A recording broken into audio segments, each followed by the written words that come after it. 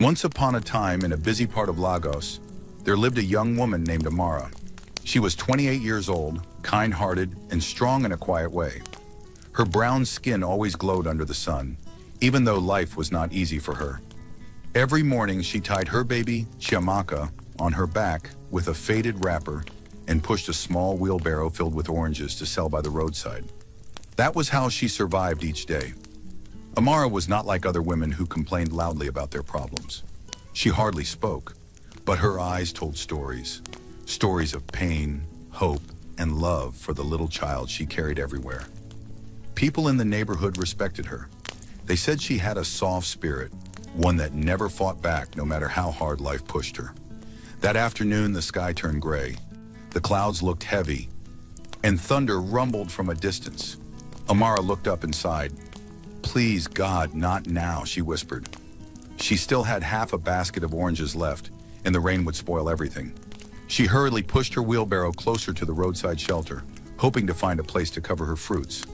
But before she could get there, the rain began to fall, first slowly, then heavily. People ran for cover. Cars honked loudly, tires splashing muddy water on everyone nearby. Amara bent over her baby, trying to shield her with an old piece of nylon. The rain soaked her completely, but she didn't care. All she wanted was to keep Chiamaka dry. Across the road, a sleek black SUV rolled slowly into view. Inside the car sat Ngozi, a rich woman in her 30s. Her skin glowed, her nails were polished, and a diamond earring glittered against her cheek. She was the kind of woman who liked people to stare when she passed. She always believed money made her better than everyone else. Ngozi looked out through her tinted window and frowned at the muddy street. "This Lagos rain again," she said sharply. "Driver, hurry up. I don't have time to sit in traffic." Her driver, a quiet elderly man, looked ahead nervously. "Madam, please, there's a big puddle in front. Maybe we should slow down." But Ngozi rolled her eyes. "Just go through it. These poor people should learn to get out of the road. If they don't want to get wet, they should stay at home." The driver hesitated, but one glare from Ngozi made him obey. He pressed the accelerator and the car sped through the puddle. The next second, everything happened so fast. A wave of dirty brown water flew from the road and crashed straight into Amara. It splashed all over her face, her wrapper, even the baby on her back. Amara gasped. Her oranges rolled away into the mud. Chiamaka started to cry loudly. People around shouted in anger. "Ah, madam, you no see person for road?" one man yelled. But Ngozi only looked into her side mirror, saw the mess behind her, and laughed. Her laughter was sharp and cold. "These ones act like rain will kill them," she said, fixing her hair. "Drive on." The car disappeared down the road, leaving behind a shocked silence. Amara stood still for a moment, frozen in place. The rain continued to fall hard, mixing with the muddy water dripping from her hair. Her baby cried louder. Slowly, she lifted her head, eyes wide and filled with tears. She looked down at her soaked wrapper and ruined fruits. An old woman selling roasted corn nearby rushed to her side. "My daughter, sorry, oh. Some people have no heart," she said softly. Amara tried to smile, but her lips trembled. "It's fine," she whispered. "I'll pick them up." She knelt in the mud and began to gather her oranges one by one, her hands shaking. Each fruit seemed heavier than before. She placed them back in the wheelbarrow even though they were already dirty. At that moment, a young boy, about 14 years old, stood under a shop shade holding his phone. His name was Chibuike. He had been filming the whole thing. His clothes were wet too, but his eyes were fierce with anger. He looked at the video again, the proud woman's laughter, the splash, the crying baby. He clenched his fist. "She'll regret this," he muttered. He walked over to Amara slowly. "Auntie," he said in a small voice, "please don't cry." Amara turned, surprised. "What?" "I saw everything," he said. "I recorded it. That woman can't just do this and walk away." Amara shook her head. "No, my child, don't bother. The world doesn't care about people like me." "But I care," Chibuike said. His tone was firm. "People need to see how she treated you. Maybe she'll learn a lesson." Amara looked at him for a long moment. Her lips trembled again, but she didn't stop him.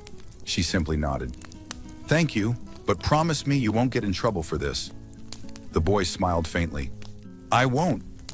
My name is Chibuike. One day I'll buy oranges from you when you have a big shop. That made Amara laugh weakly for the first time that day. From your mouth to God's ears, she said. The rain began to slow. Amara used the corner of her wrapper to wipe her baby's face. The baby had stopped crying now, only sniffing softly. Amara whispered, "It's okay, my angel. Mama's fine." She pushed her wheelbarrow again, her steps heavy in the mud. Every eye on the street followed her as she left, but she kept her head down. The shame burned inside her chest, but she didn't let it show.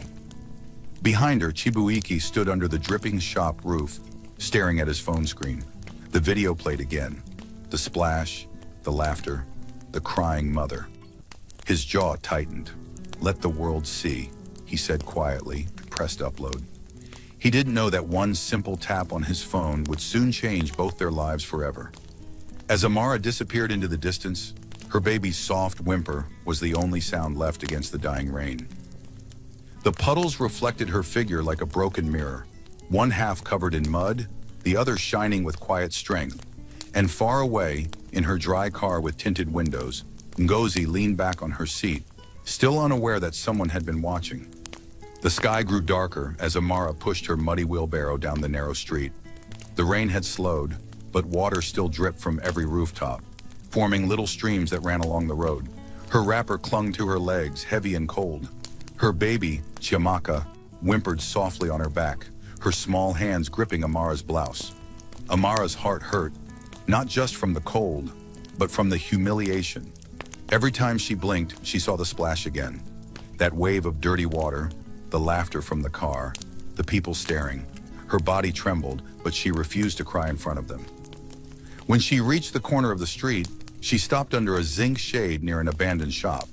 She placed the wheelbarrow down and untied Chiamaka from her back. The baby's small face was covered in mud.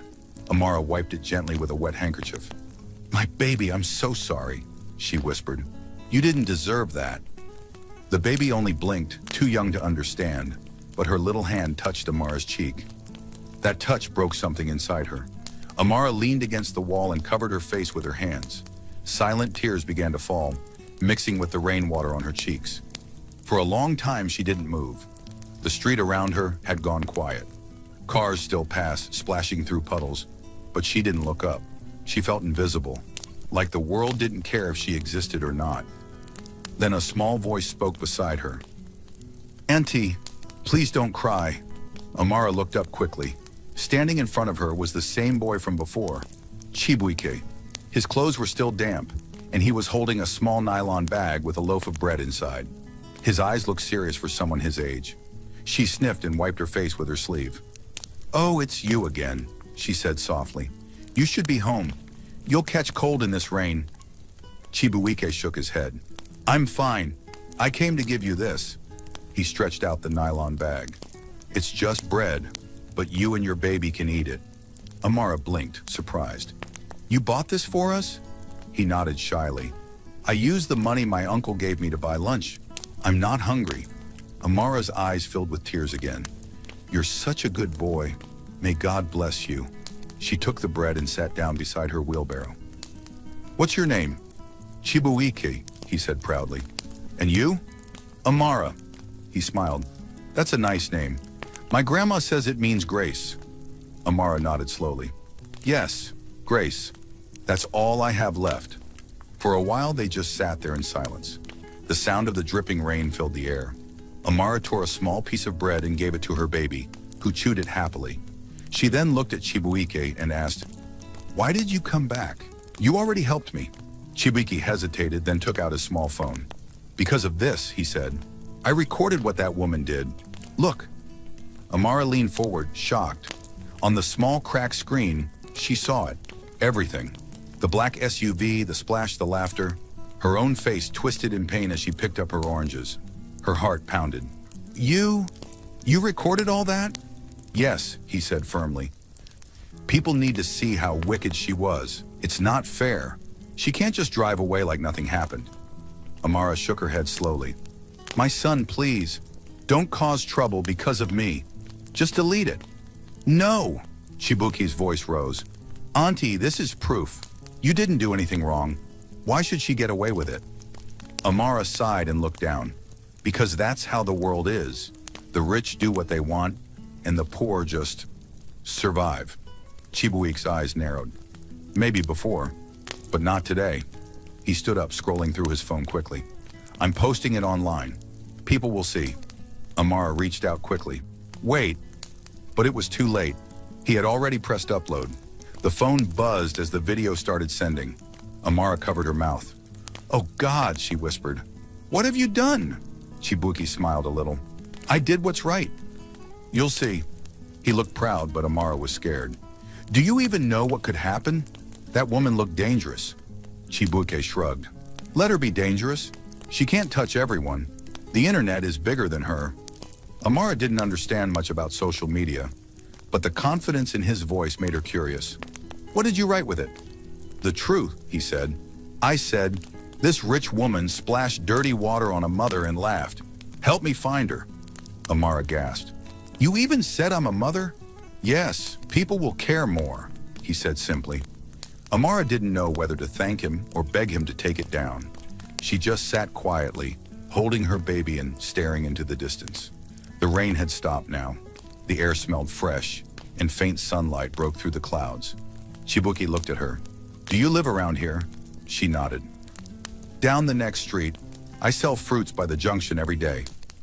Then I'll come and check on you tomorrow, he said. She smiled weakly. You don't need to. You've already done more than enough. He shook his head. I want to see what happens. Maybe something good will come out of it. Amara chuckled softly. You talk like an old man. He grinned. That's what my teacher says. A group of young men walked by, laughing loudly.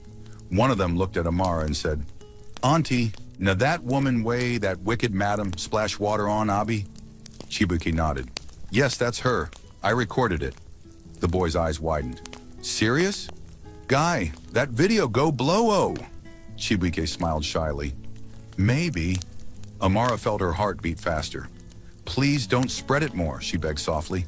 But the boys had already run off, talking excitedly about posting it too. Amara sighed and looked at the boy. This thing might bring trouble. Chibuike looked calm. Maybe it will bring justice instead. He looked up at the sky.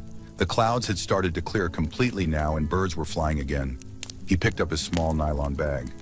I have to go home before my uncle starts shouting, he said. Amara stood up and wiped her face. Thank you again. I'll never forget what you did today. He smiled. Don't thank me yet. Just wait and see. Then he ran off down the street, splashing through puddles, holding his phone tightly like it was something powerful. Amara watched him go, a strange feeling growing inside her. Fear mixed with a little hope.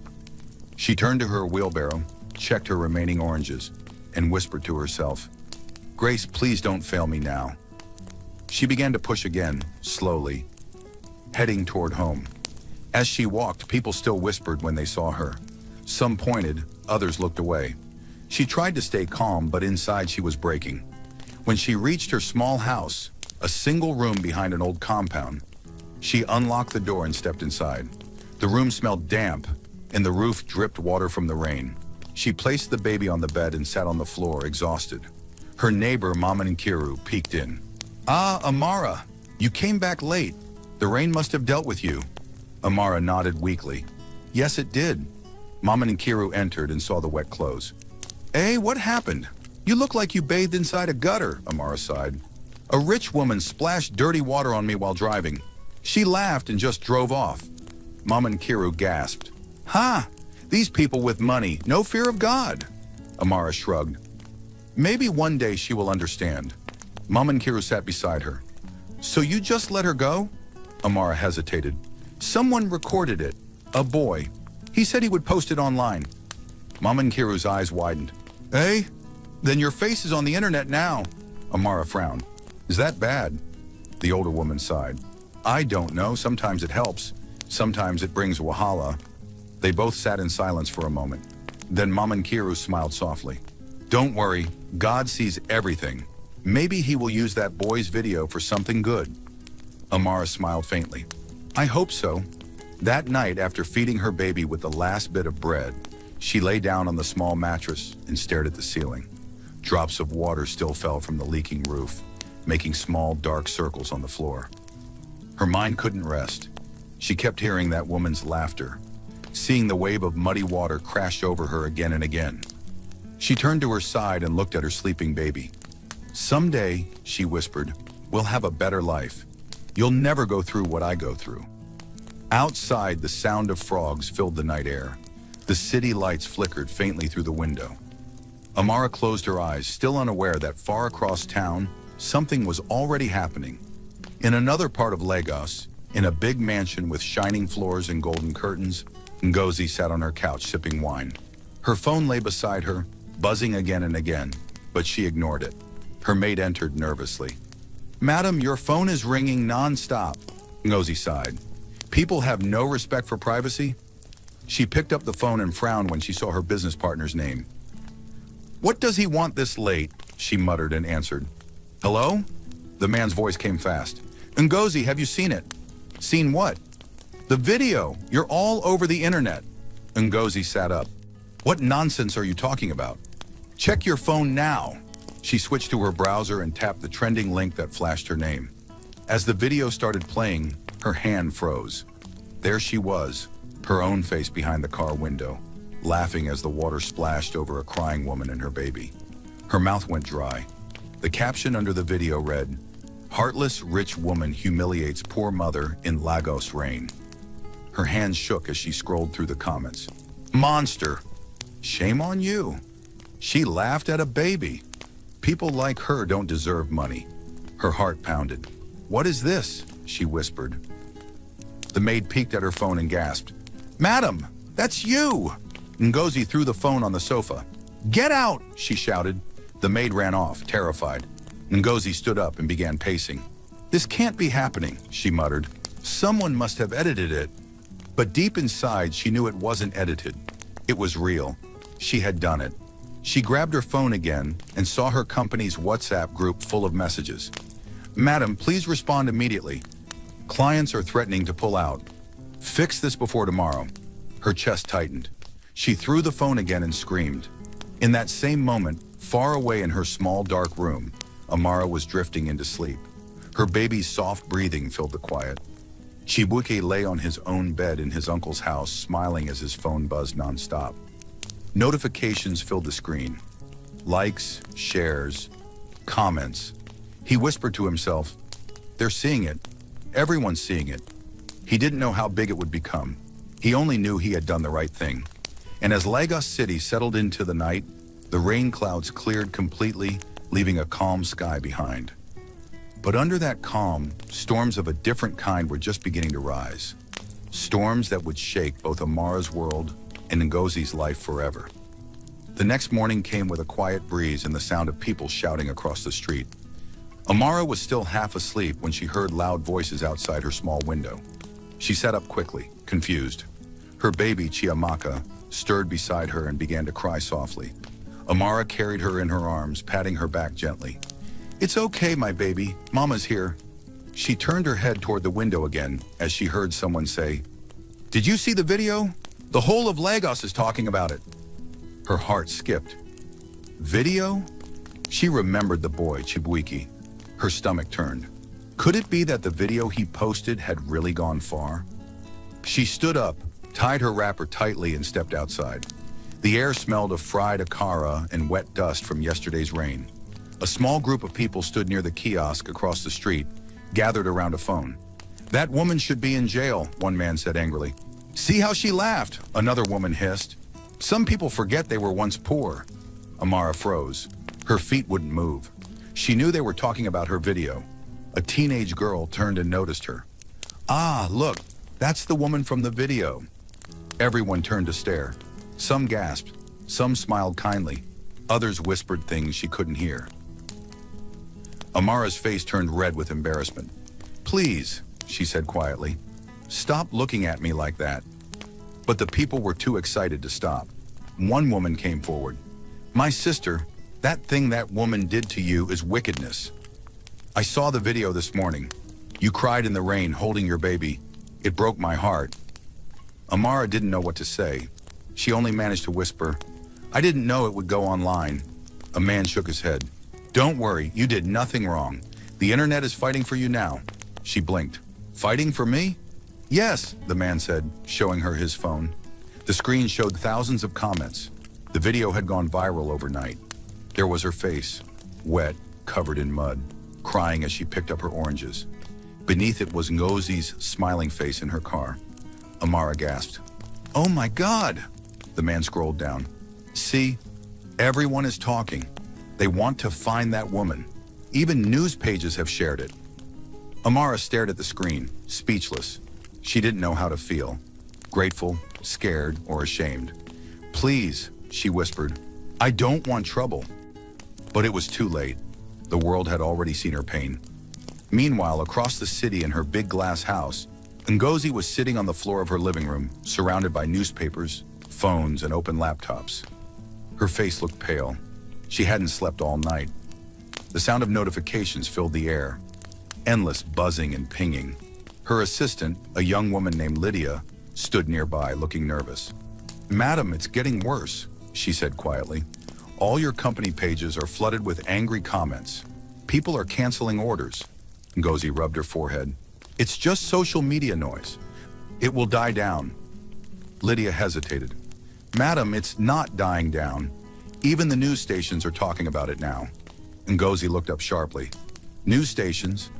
Yes, Lydia said, showing her tablet. Channels TV, Arise, Pulse Nigeria. They all shared the story. Ngozi snatched the tablet and stared. There it was, bold and clear. Heartless businesswoman humiliates poor single mother. Video sparks outrage. Her mouth went dry. Who told them I'm a businesswoman? Who gave them my name? Lydia swallowed hard. Someone recognized your car plate number. They traced it back to your company. Ngozi's chest tightened. This can't be happening. Her phone rang again. Her business partner, Mr. Okafor. She answered quickly. Hello? His voice came sharp and cold. Ngozi, what have you done? Do you know the mess we're in? Please, calm down. Calm down, he shouted. Our clients are withdrawing. They don't want to be associated with a bully. It was just an accident, she said. People are exaggerating. I watched the video myself, he snapped. That wasn't an accident. You laughed while it happened. Ngozi's voice trembled. I didn't mean to. It doesn't matter what you meant. The whole country hates you right now. We're losing millions. The line went silent for a moment. Then he said coldly, you need to release a public apology immediately, or we'll be forced to remove your name from the board. Ngozi's heart dropped. You can't do that. We can, and we will, if you don't fix this by tomorrow. The line went dead. Ngozi dropped the phone, her hands shaking. Lydia stood frozen. What did he say, madam? Ngozi didn't answer. She just walked to the mirror and stared at her reflection. Her expensive silk robe, her perfect makeup, her polished nails. All of it suddenly looked meaningless. She whispered to herself, how can one small woman destroy everything I built? Lydia spoke softly. Madam, maybe you should say sorry. Ngozi spun around. Sorry? To who? That woman. She's nobody. Lydia looked away. Maybe she's not nobody anymore.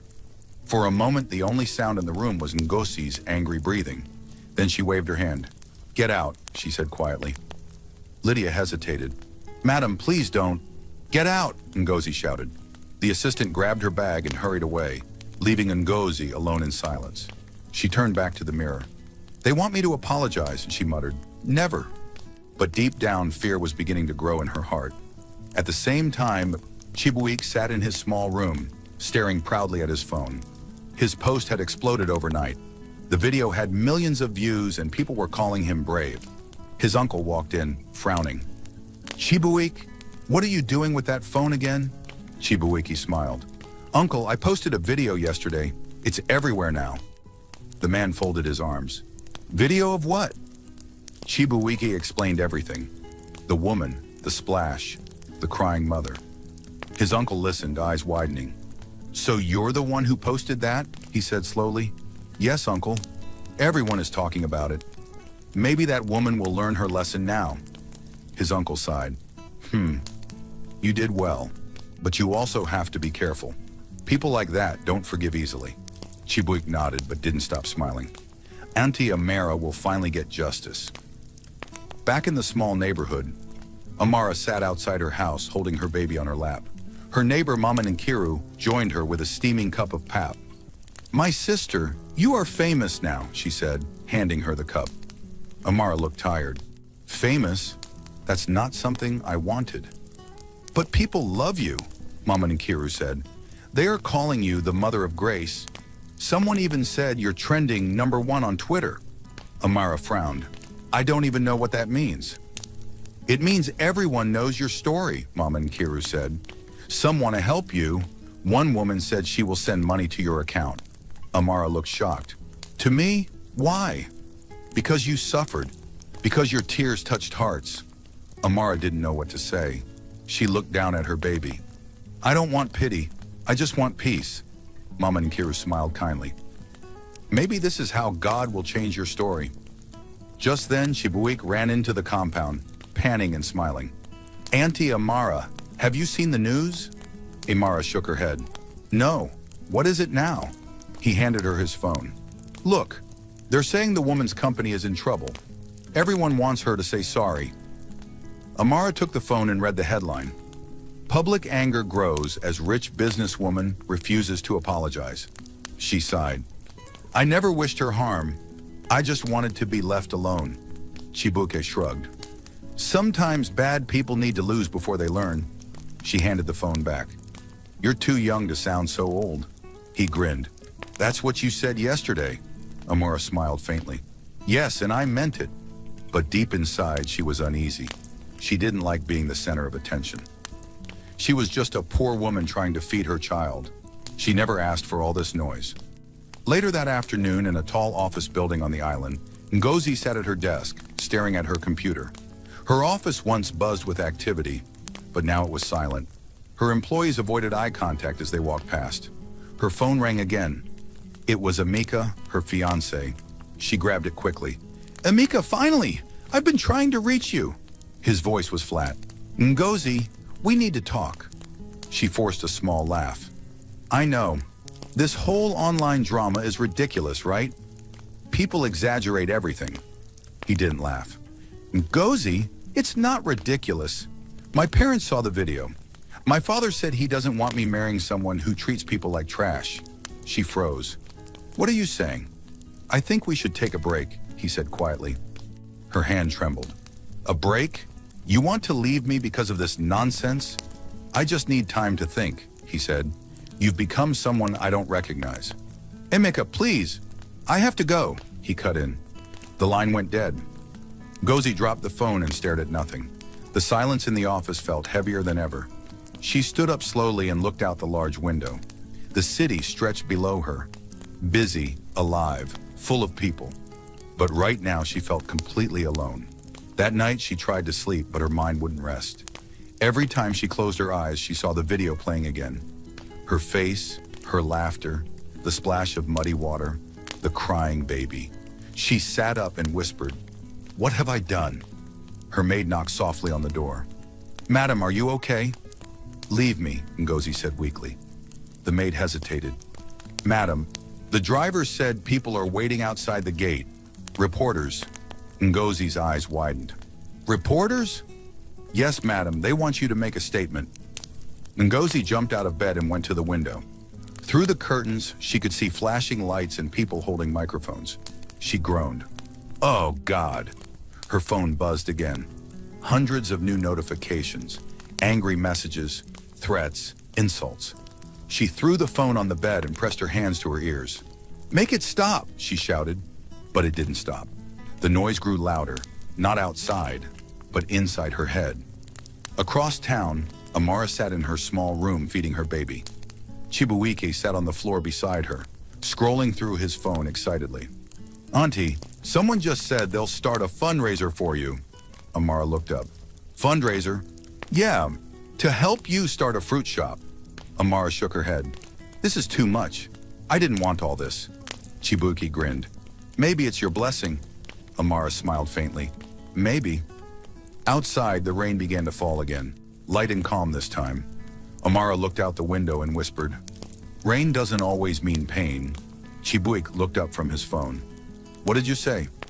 Nothing, she said with a soft smile. Just thinking aloud. He went back to scrolling. The whole country knows your name now, Auntie Amara. Even the people abroad are talking about you. Amara sighed, looking at her sleeping baby. If fame can buy peace, maybe it's not so bad. But deep down, she still felt a quiet fear. A feeling that this story was far from over. And miles away in her dark mansion, Ngozi sat alone, staring at her reflection again. Her eyes were red, her hair messy, her phone buzzing endlessly beside her. She whispered to herself, "They hate me now, all because of one moment." The rain outside grew heavier. The sound filled the room. She leaned against the window and closed her eyes. For the first time in her life, the proud rich woman felt powerless. And outside her gate, the world kept shouting her name. The morning light crept slowly into Ngozi's wide bedroom, cutting across the floor in quiet lines. She hadn't slept. Her eyes were swollen, her hair tangled, and her once perfect nails were chipped. Her phone lay beside her pillow, still buzzing nonstop. Every few minutes, another message appeared, each one worse than the last. "Shame on you, heartless woman. God will punish you." She turned the phone face down, covering it with her hand as if that could stop the noise in her head. The words wouldn't stop echoing. The laughter in that video, her own laughter. The more she tried to forget it, the louder it became. Downstairs, she could hear her maid whispering with the driver. Their voices were low, but she caught bits of what they said. "Have you seen the news this morning? They say the company might close. Even her fiancé left her." Ngozi sat up slowly, her heart sinking. "Even my staff," she muttered. She dragged herself to the bathroom. The large mirror reflected a woman she barely recognized. Her eyes were dull, her skin pale, and for the first time she noticed the fine lines around her mouth. She touched her face gently and whispered, "What have I become?" Her phone rang again. This time it was her father. She hesitated before answering. "Daddy!" His voice came through, stern and disappointed. "Ngozi, what am I hearing? You disgraced our family name." Her throat tightened. "Daddy, it was just what?" he interrupted. "Just humiliation, just cruelty. Do you know how many people have called me this morning? Please, I didn't mean for it to happen like that," she said weakly. He sighed deeply. "You've lost everything that matters, Ngozi.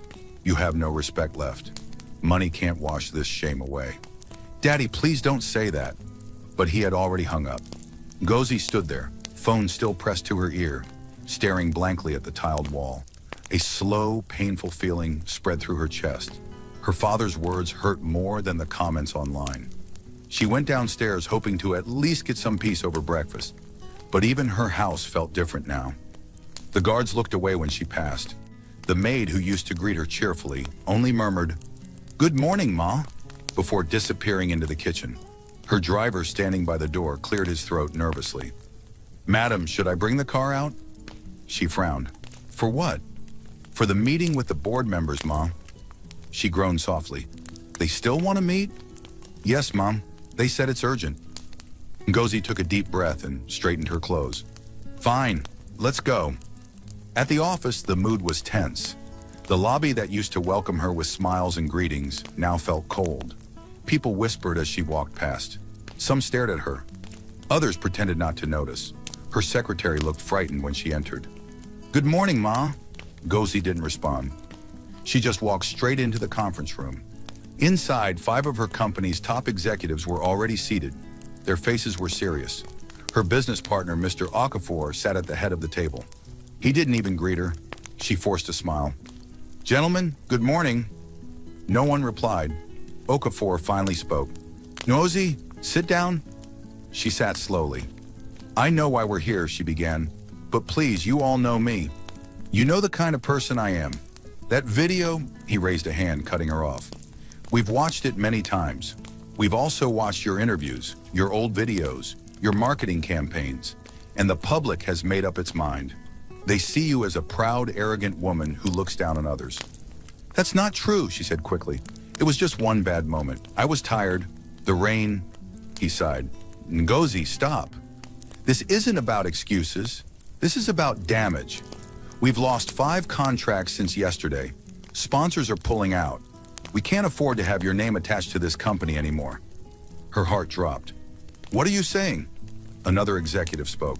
We're asking you to step down, at least temporarily. Let the crisis cool off. Step down? She repeated, her voice shaking. You want me to leave my own company? You built it, yes, Okafor said quietly. But we helped it grow. Now we must protect it. She stood up, eyes wide with disbelief. I gave 10 years of my life to this company, and you're turning your backs on me because of some online noise? It's not noise, Okafor said. It's the voice of the people, and right now they don't want you. Ngozi's breathing quickened. You're making a mistake. He looked at her sadly. Maybe, but we have no choice. For a moment, no one said anything. Ngozi's chest rose and fell as she tried to stay calm. Then she picked up her handbag, her voice trembling. Fine, but when this blows over, don't come begging me to return. She walked out of the room without looking back. Outside, she could feel everyone's eyes on her again. The whispers followed her like shadows. By the time she reached the car, her face was wet. Not from rain this time, but from tears. That evening, she drove alone to a quiet restaurant on the island. It used to be her favorite place, a spot where business people greeted her, waiters rushed to serve her, and soft music filled the air. But today, as she stepped inside, everything felt different. People at nearby tables turned their heads. Some whispered, some picked up their phones, pretending to scroll but secretly recording her. The waiter, a young man with kind eyes, approached hesitantly. Good evening, Ma. Table for one? Yes, she said flatly. He led her to a corner. As she sat, she noticed two women at the next table staring openly. One of them whispered loudly, That's her, the one who splashed the poor mother. The other woman gasped. You're serious? The same woman from the video? Yes, look at her face. That's her. Ngozi clenched her jaw and looked away. The waiter brought a menu, but her hands were trembling too much to hold it. One of the women suddenly raised her voice. You should be ashamed. The whole restaurant went silent. Everyone turned to look. Ngozi froze. You laughed at a mother and her baby, the woman continued. Now you sit here eating like nothing happened? People started murmuring. Phones came out again. Someone said, Record her. Ngozi stood up quickly. I'm leaving. The waiter looked nervous. Madam, please. But she was already walking out, head down, tears burning in her eyes. Outside, she stumbled to her car, breathing heavily, her vision blurred. The city lights seemed to spin around her. She leaned against the car door and whispered, Why is everyone against me? Her phone buzzed again. It was another message from a stranger. She unlocked it. The message read, Even the rain couldn't wash your wickedness away. Her fingers shook as she dropped the phone. Across town, Amara was sitting quietly in her small room. The baby slept beside her. Chibuke sat on the floor, scrolling through his phone with excitement. Auntie Amara, he said, they're saying that woman's company might close down. Amara looked up from where she was mending her wrapper. Close down? For what reason? Because everyone is boycotting her business, he said proudly. No one wants to buy from her again. Amara sighed. But that's too much. I didn't want her life to be destroyed. Chibuke frowned. But she destroyed your day. She laughed at you like you were nothing. Amara shook her head slowly. Two wrongs don't make a right, my child. He looked at her confused. So you forgive her? She smiled weakly. I don't know yet, but holding anger won't feed my baby. He nodded, quiet now. You're too kind, Auntie. Amara chuckled softly. Kindness doesn't cost anything. Maybe that's why the rich forget it. They sat in silence for a moment. The small oil lamp flickered between them. Outside, the neighborhood buzzed with voices and laughter, but inside the room, there was only calm. Back in her mansion, Ngozi sat in the dark, staring at her phone again. She had turned off all the lights. The house, once full of people, now felt empty. Even her housekeeper had quietly packed her things that afternoon and left without saying goodbye. Her phone rang again, a video call. It was her mother this time. She hesitated before answering. Her mother's face appeared on the screen, eyes red from crying. Ngozi, she said softly. Mommy, Ngozi whispered. My daughter, Why didn't you call me? Ngozi swallowed hard. Because I didn't want to hear disappointment in your voice too. Her mother sighed. I'm not angry, my child. I'm sad. You let pride destroy your heart. Mommy, I didn't think. Her mother nodded slowly. That's the problem. You didn't think. You forgot what it means to be human. Tears rolled down Ngozi's cheeks. I didn't mean to hurt her. Then go and find her, her mother said gently. Say sorry. Ngozi shook her head quickly. No one will believe me now. They'll say I'm only doing it to save my name. Her mother looked at her sadly. Sometimes you don't say sorry for others to believe you. You say it so you can live with yourself again. Ngozi didn't answer. The screen went dark. She sat there for a long time, the sound of her mother's words echoing in her mind. The next day, she went out in disguise, a hoodie, sunglasses, plain jeans.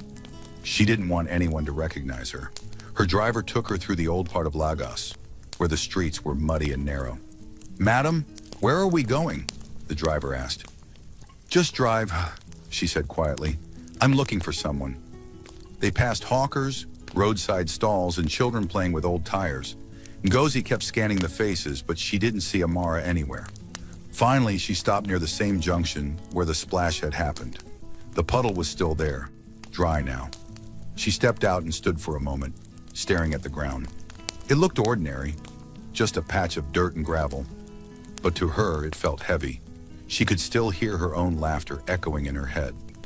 A woman selling corn nearby looked up and frowned. Madam, are you okay? Ngozi nodded slowly. Do you know a woman named Amara? She sells fruits here. The woman's eyes lit up. Ah, the lady from the video. She doesn't come here anymore. They said she moved to another area. Ngozi's heart sank. Do you know where? The woman shook her head. No, but God bless her. She suffered enough. Ngozi sighed and turned back to her car. Take me home, she told the driver quietly. As the car rolled away, she looked out the window at the busy streets.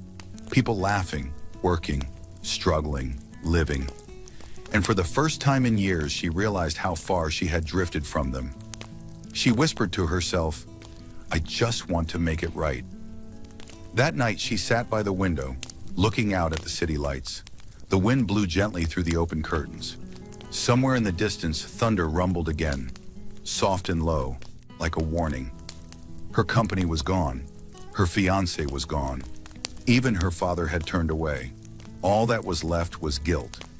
She whispered into the dark, Please, God, just give me one chance to fix it. And far across town, Amara lay awake too, rocking her baby gently as the wind blew through her window.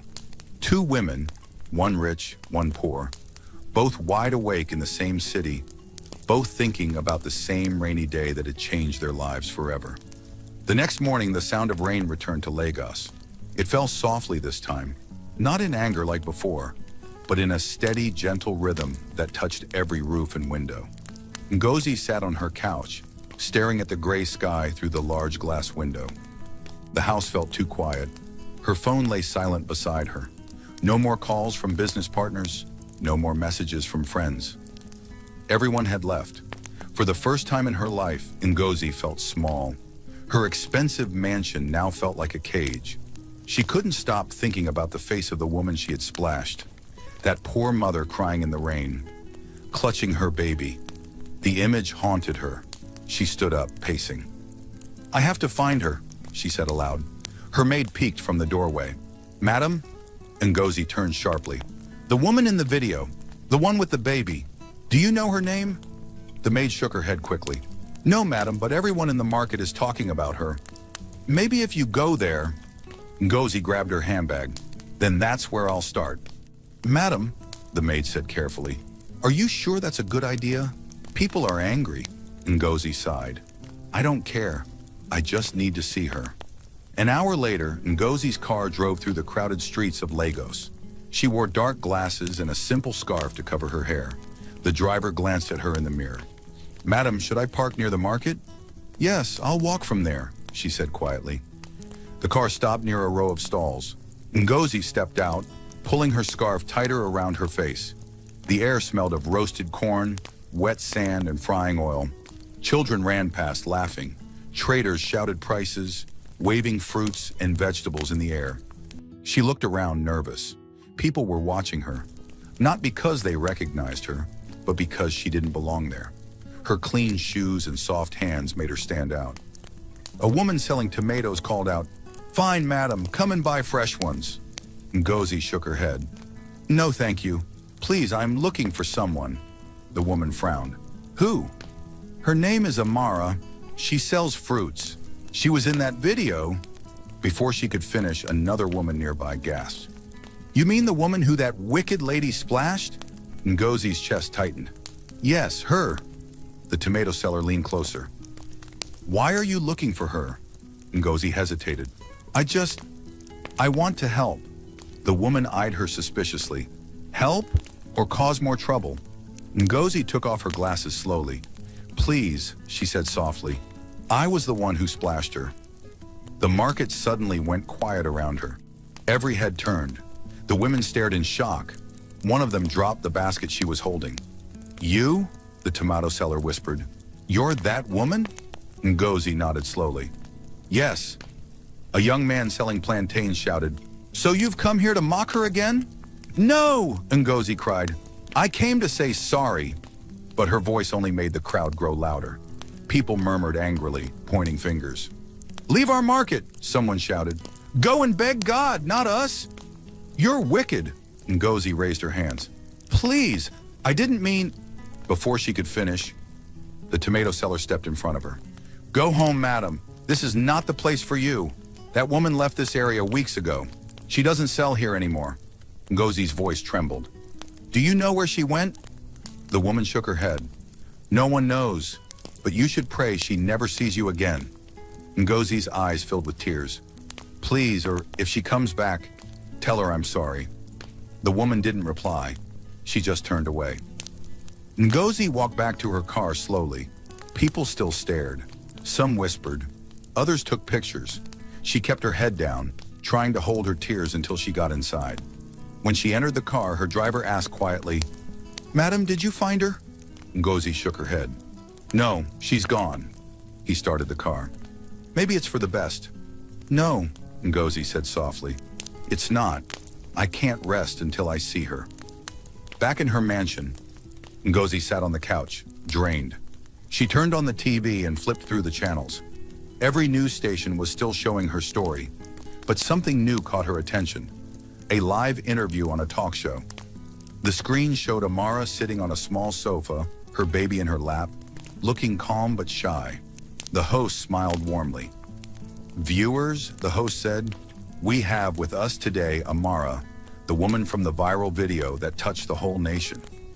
Ngozi leaned forward, her eyes wide. "There she is." Amara spoke softly into the microphone. "That day was hard. I felt like the world hated me. But now I'm just grateful people showed kindness. Not everyone is bad." The audience clapped. The host smiled. "Have you heard from the woman who splashed you?" Amara shook her head. "No, but I don't hate her. Maybe she didn't know what she did would hurt that much." Ngozi's throat tightened. She felt tears welling up. Amara's words were gentle, not angry. She expected hate, but there was none. The host asked, "What do you want people to learn from your story?" Amara smiled faintly. "That money doesn't make you better than anyone, and kindness doesn't cost anything." The audience clapped again. Ngozi covered her mouth with her hand. Her vision blurred. For the first time since everything began, she broke down completely. "I don't deserve her forgiveness," she whispered. The next morning, she called her assistant, Lydia.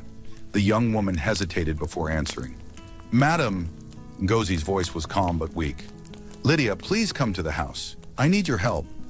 When Lydia arrived, she looked surprised. "Madam, you look different." Ngozi smiled faintly. She wore a plain dress, no makeup, no jewelry.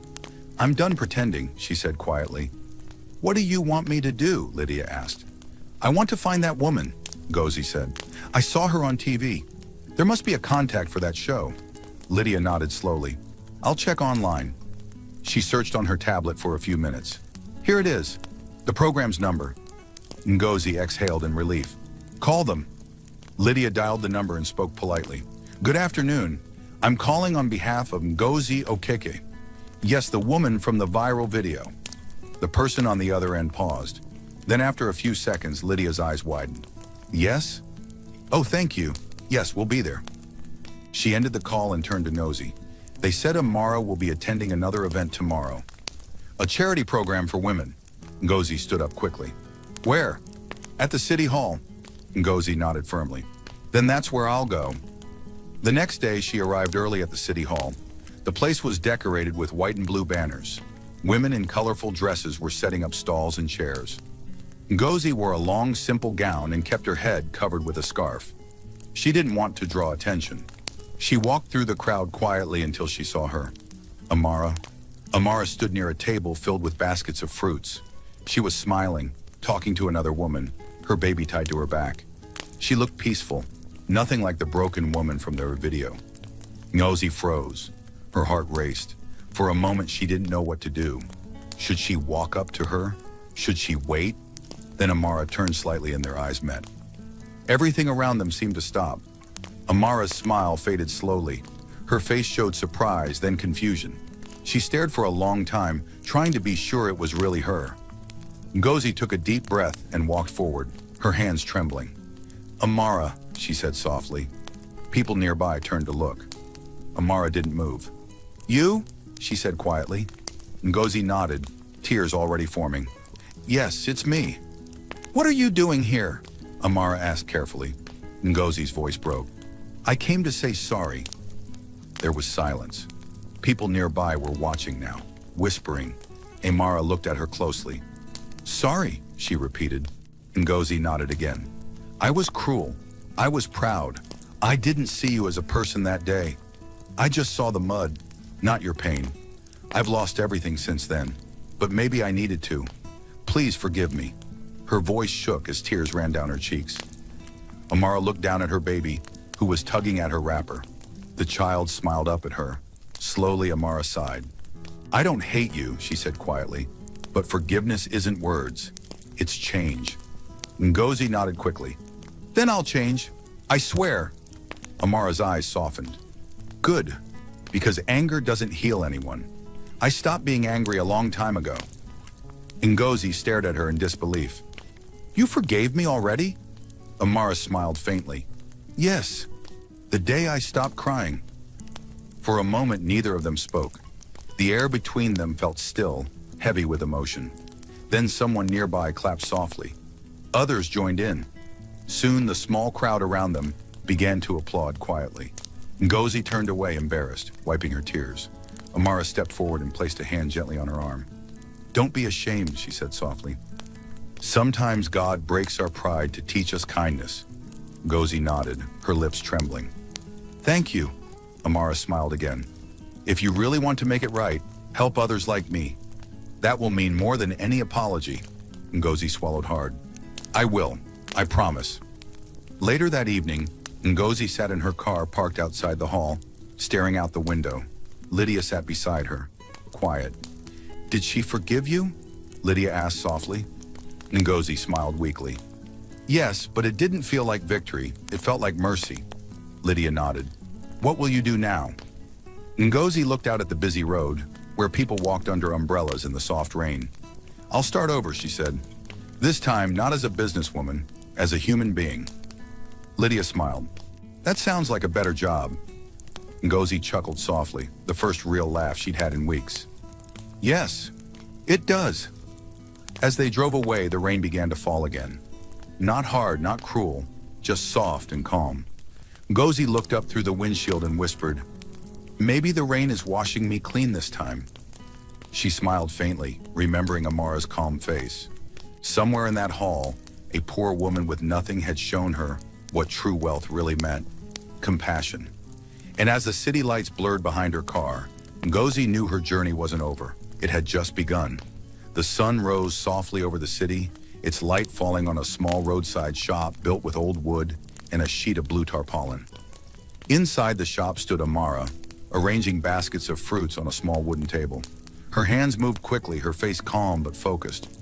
On her back, her baby, Chiamaka, slept peacefully. It had been 2 months since the video changed her life. Things were different now. She was no longer the scared woman who cried in the rain. The world had seen her pain, and somehow, that pain had opened doors she never thought existed. After the video went viral, people began searching for her.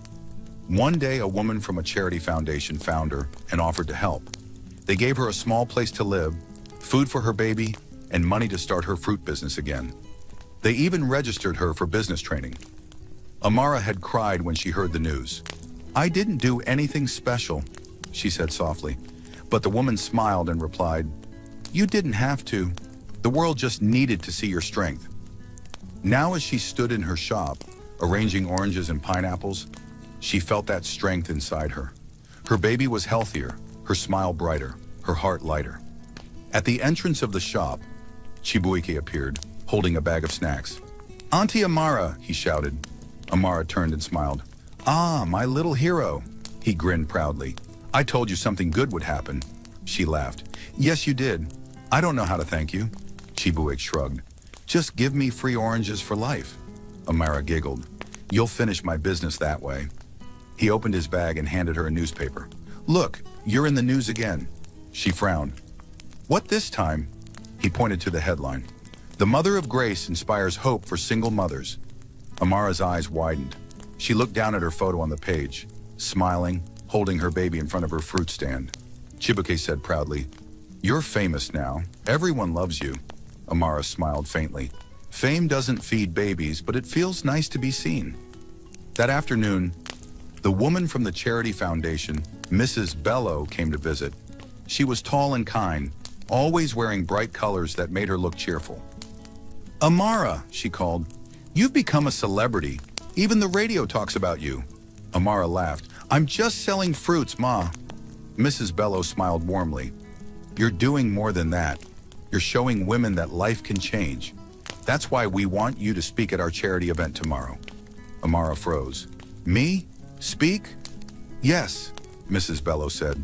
"You'll tell your story. Just be yourself. The world already loves your voice." Amara hesitated. "I don't know if I can." Mrs. Bello touched her shoulder. "You can, trust me." That night, Amara couldn't sleep. She sat by her baby's bed, watching her chest rise and fall. The memory of that rainy day still lived in her heart. She could still see the flash of muddy water, hear the cruel laughter. She whispered softly, "If only that woman could see me now." Across town in her quiet mansion, Ngozi sat in her living room watching television. The room was dark, her face lit only by the glow of the screen. A new headline appeared. "Mother of Grace to speak at charity event tomorrow?" Ngozi leaned forward. There was Amara, her face calm, her eyes kind, her baby on her lap.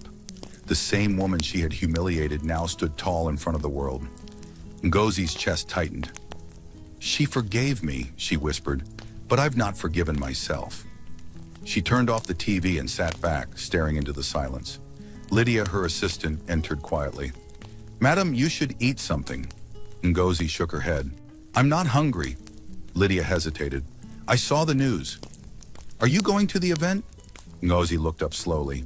"Maybe I should." "Are you sure?" Lydia asked softly. "People still hate you." "I don't care," Ngozi said firmly. "I'm not going there to protect my name. I'm going there to make peace." The next day, the city hall was full of color. Women in bright wrappers and headscarves filled the seats. Banners hung from the walls. Women of Grace Foundation, lifting others through love. Ngozi arrived quietly, wearing a simple blue gown and no makeup. She sat at the back, head lowered, hoping no one would notice her. On stage, Amara sat beside Mrs. Bello, holding her baby. Her palms were sweaty. When the host called her name, she stood up slowly, her heart pounding. The crowd clapped as she walked to the microphone. Amara smiled nervously. "Good afternoon, everyone." Her voice was soft at first, but as she continued, it grew stronger. 2 months ago, she said, I was just a fruit seller. Life was hard, but I still smiled. Then one rainy day, something happened that changed everything. A car splashed dirty water on me and my baby. The driver laughed and drove away. The crowd murmured sadly. I thought my life was over, Amara continued. But that day, someone recorded the video. It went around the world. I was angry at first, but then people showed me kindness. Strangers who didn't even know me. That's how I learned that one moment of pain can lead to something bigger. She paused, her voice trembling slightly. I don't hate that woman anymore. Maybe God used her to push me into the light. The crowd clapped softly. At the back of the hall, Ngozi's eyes filled with tears. Her heart pounded. Every word hit her like a wave. When the applause died down, Amara added, if I could say something to her today, I'd tell her that I forgave her the day I stopped crying. Ngozi covered her mouth to hold back a sob. Lydia looked at her. Madam, do you want to leave? Ngozi shook her head. No, I want to face her. After the event, people surrounded Amara, shaking her hand, taking pictures. Mrs. Bello stood beside her proudly. You spoke beautifully, she said. Amara smiled shyly. I was shaking the whole time. Then from across the hall, she saw a familiar figure. A woman in a simple blue dress walking slowly toward her. Amara's smile faded. Her heart skipped. The crowd around her went quiet, whispering. Ngozi stopped a few feet away, her eyes red with tears. Amara, she said softly. The hall fell silent. Everyone knew who she was. Amara stood still, her baby shifting on her back. Ngozi took a deep breath. I came to find you, she said, her voice trembling. I've lost everything because of what I did to you. But the truth is, I deserved it. I was proud, blind, and heartless that day.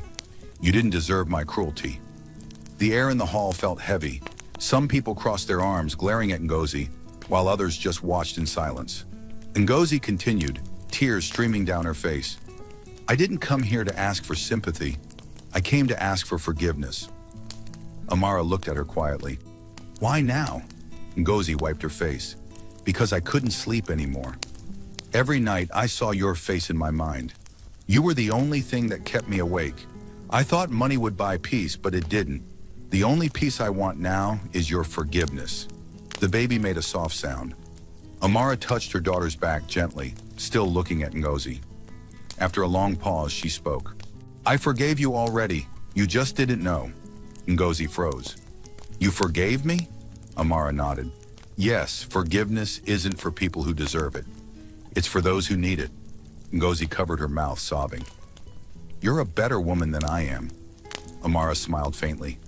Maybe not. Maybe I just understand pain better.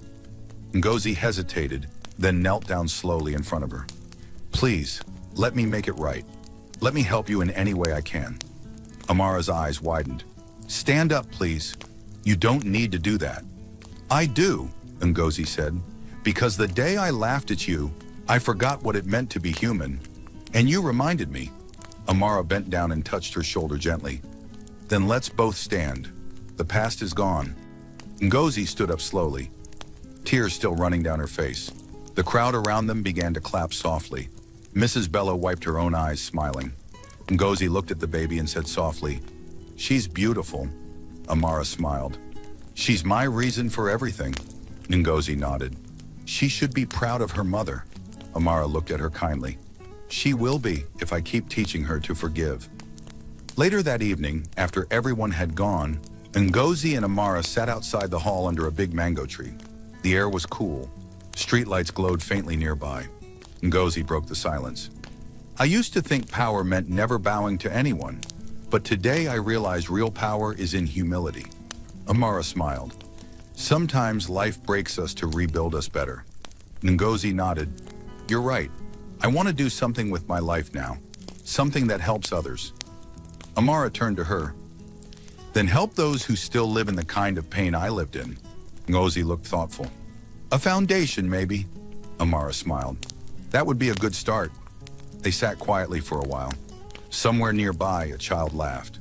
Ngozi turned to her and said, You know, when I first saw you that day, I didn't see your face clearly. But now, I'll never forget it. Amara chuckled softly. I'll never forget yours either, though the memory is less painful now. They both laughed lightly, a laughter filled not with bitterness, but peace. As the night grew darker, Ngozi stood up. I should go. Amara nodded. Take care of yourself. Ngozi smiled. You too. Before leaving, she reached into her bag and placed an envelope on Amara's table. Please don't say no, she said gently. It's not for pity, it's for partnership. Maybe we can open a fruit store together. The House of Grace. Amara looked at the envelope but didn't open it. She simply smiled and said, "We'll see." Ngozi smiled back. "Good night, Amara." "Good night, Ngozi." As Ngozi's car drove away, Amara stood under the mango tree, watching the taillights fade into the distance. The rain began to fall again, soft, quiet, and cleansing. She lifted her face toward the sky, letting the drops touch her skin. "Maybe some rains don't come to destroy," she whispered. "Maybe they come to wash us clean." From that day on, two women, once divided by pride and pain, began walking new paths that would one day meet again in kindness. And though their worlds were different, both finally learned the same truth. Real strength is not in wealth or power, it is in forgiveness. The morning after the charity event, Lagos woke up to something new. Everywhere, on phones, televisions, and radio stations, people were talking about one thing: the moment Ngozi Okeke knelt down publicly before the woman she had once humiliated. Clips of the scene spread fast. In the video, Ngozi's voice trembled as she said, "I was blind by pride. Please let my mistake be a lesson to others." And beside her stood Amara, holding her baby, her face calm and kind. The internet that had once cursed Ngozi now buzzed with shock. Some mocked her, some forgave her, but most said the same thing: this is what change looks like. In her small shop, Amara sat behind her table of fruits as the afternoon sun poured gently through the tarpaulin roof. Chibuike ran in holding his phone. "Auntie Amara, you're on TV again." She looked up, surprised. "Again?" "Yes, but this time everyone is praising you and her together. They're calling it the apology that touched a nation." Amara laughed softly. "People talk too much, my child. I just want peace." Chibuike grinned. "You already have it. Look." He showed her the comments. People promising to donate to single mothers, companies offering to support her business, even schools asking her to speak about forgiveness. Mira shook her head slowly. "I never planned for any of this." "That's what makes it special," Chibuike said proudly. Meanwhile, in her mansion, Ngozi sat by the window holding a newspaper. The headline read, "From Pride to Purpose: How One Woman's Apology Changed a Nation." She smiled faintly. For the first time in months, her heart felt light. Lydia entered quietly with a tray of tea. "Madam, everyone's calling to praise you," Ngozi sighed. "It's not praise I want. I just want to do better." She looked out the window thoughtfully. "Do you know something, Lydia? I used to think my biggest success was money. Now I see it's the chance to start again." "What will you do now, madam?" Lydia asked. Ngozi smiled softly. "I'm starting a foundation, one that helps poor mothers rebuild their lives. I'll call it the Grace Project." Lydia smiled. "That's beautiful, madam." Ngozi nodded. "It's named after the woman who taught me grace." Weeks later, the Grace Project launched with fanfare. Cameras flashed as Ngozi stood on stage. No longer the proud businesswoman from before, but a humbled one. Behind her, a large banner carried two faces, hers and Amara's, side by side under the words, "Forgiveness builds, pride destroys." Ngozi gave a short speech, her voice firm but warm. "Once I used my car to throw mud at someone. Today I want to use my hands to lift others out of it." The crowd clapped, cameras rolled, and sitting in the front row, smiling proudly, was Amara, her baby asleep in her arms. After the event, Ngozi walked up to her. "You came," she said softly. Amara smiled. "I promised to support you." Ngozi took her hand. "Thank you. None of this would exist without you." Amara looked around at the women standing in line. Widows, single mothers, and street vendors, all waiting to receive support from the foundation. "It's not about me," she said gently. "It's about giving others the chance we both found." Ngozi nodded. "Then we'll do it together." Months passed and life settled into peace again. Amara's small fruit shop grew into a bigger one. Grace and Water. The name drew customers from all over. She employed two other single mothers and often said with pride, "We're not just selling fruits, we're selling second chances." One warm afternoon, Ngozi visited the shop. She wore a simple dress, her hair tied in a scarf, her smile quiet and real. Amara looked up and beamed. "Ngozi, you came." Ngozi laughed softly. "You know I can't stay away from your pineapples. They both laughed. Chibuike, now taller and more confident, waved from the back. Good afternoon, madam. Ngozi waved back. Chibuike, the young journalist himself. He grinned. Without me, no video, no story. Ngozi chuckled. True. You started a storm that changed lives. He smiled proudly. And it's still changing them. Ngozi turned to Amara and handed her a small basket filled with bright oranges. For you, she said. Amara looked at the basket and smiled softly. It's funny. That day, oranges were the last thing I picked up from the mud. And now they're a gift. Ngozi nodded. Life has a way of coming full circle. They both stood quietly for a moment, the memory of that rainy day passing between them like a shadow that no longer hurt. Amara looked around at the smiling women working in her shop. Do you ever think about that day? She asked. Ngozi took a deep breath. Every day, but not with pain anymore. With gratitude.